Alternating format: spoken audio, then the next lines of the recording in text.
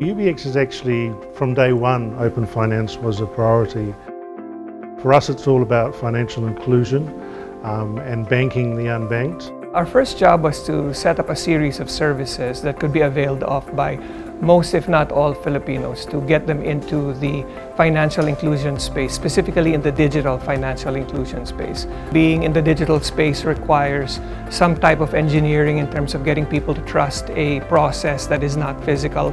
In the time of COVID, we were sort of, as a country, forced into that situation where we needed to engage in the digital space, and most Filipinos, I think, have adapted quite well to that space. The other thing, of course, is for the long term, making sure that the back-end technologies of all of our services would be interoperable and would be able to translate to moving the customer from one service to the other when it was time to do so.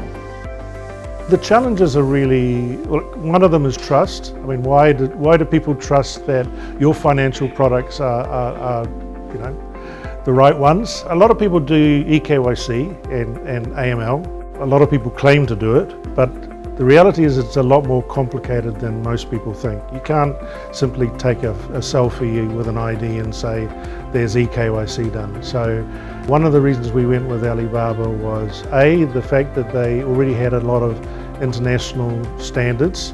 But the other thing is that their use of AI was quite significant for us.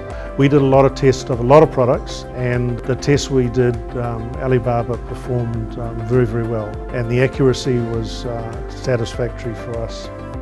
From an internal perspective, it removed a lot of the friction caused by a lot of the manual processes and the manual verifications that had to be done.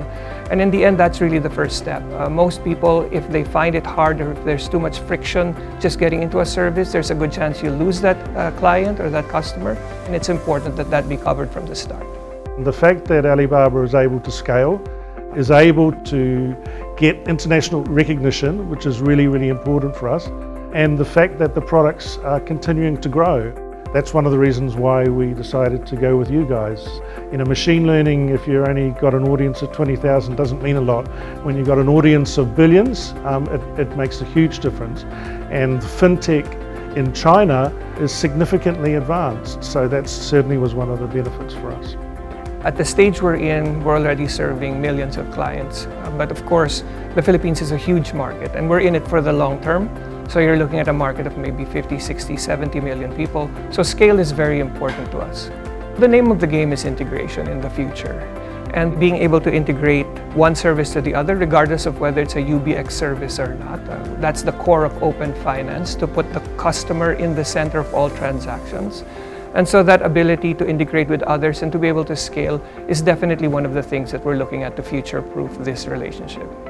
In the end, UBX is looking for a partner that will grow as we grow and to give our clients the best customer experience. And I think Alibaba Cloud is that partner.